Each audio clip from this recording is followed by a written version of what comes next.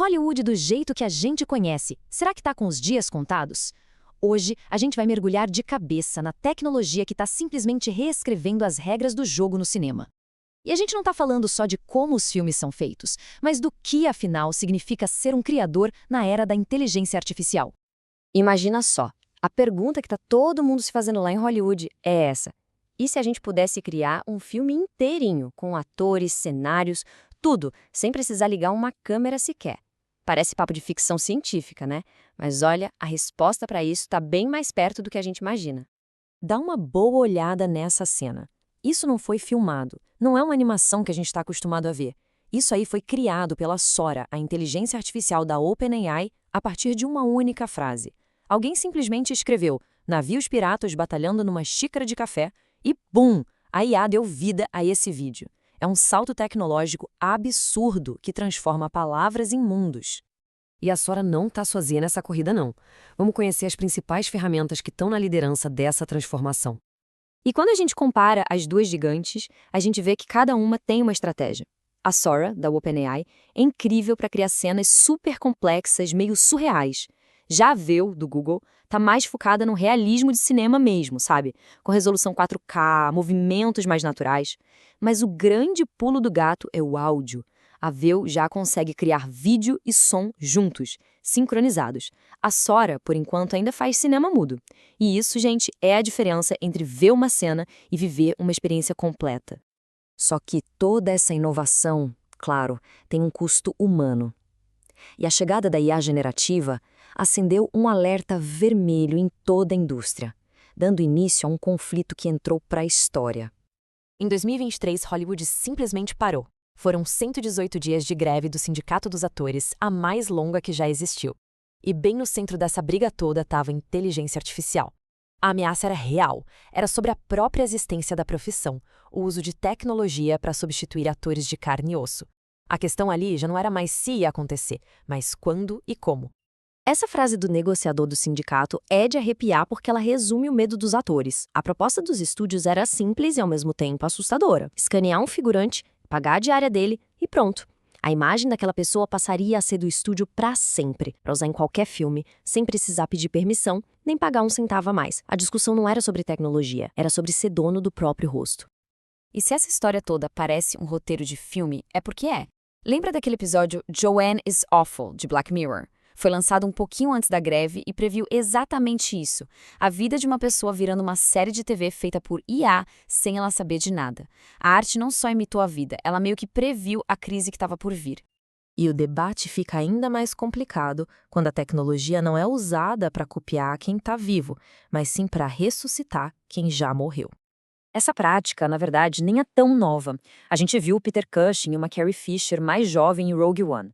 Aqui no Brasil, teve aquela polêmica enorme quando recriaram a Elis Regina para um comercial, o que gerou um debate gigante sobre o legado dela. Mas o caso, talvez mais extremo, seja o do James Dean, que morreu lá em 1955 e foi escalado para um filme novo décadas depois de sua morte. E isso tudo leva a gente para a pergunta principal, né? Só porque a tecnologia permite recriar qualquer pessoa, a gente deve fazer isso? Como fica o consentimento de quem já se foi e o respeito pela história da pessoa? É certo colocar palavras na boca de quem não pode mais se defender? A tecnologia está correndo na velocidade da luz, mas a nossa discussão sobre ética parece que ainda está tentando acompanhar.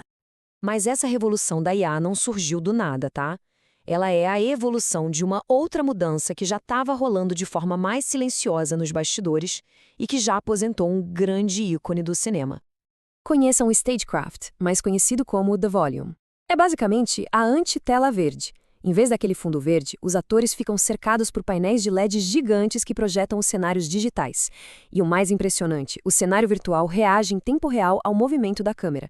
Ele funde o mundo físico e o digital de um jeito perfeito.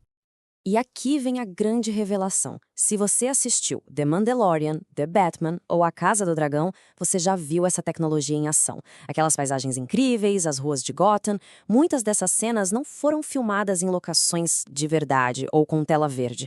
Elas foram criadas ali, dentro do Volume. A revolução não está chegando, gente. Ela já está aqui, nas nossas telas, há anos. Tá, então o que tudo isso significa? Com IA gerando vídeo, atores digitais, o fim da tela verde, a gente está vendo o fim de Hollywood ou a maior transformação da história dela? A mentalidade lá na indústria está mudando, do medo para a adaptação. Os profissionais que estão olhando mais para frente não veem a IA como uma inimiga, mas sim como a ferramenta mais poderosa que já criaram. A questão não é mais competir com a máquina, e sim aprender a ser o maestro dela. Isso muda completamente o trabalho criativo. O editor, que antes só fazia cortes, agora vira um tipo de curador que guia a IA.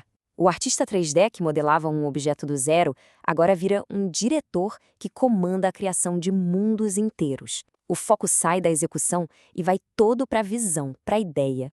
E isso cria uma situação muito interessante. Quanto mais a tecnologia nos dá coisas perfeitas, sintéticas, mais a gente parece valorizar o que é real, o que é humano, com falhas e tudo.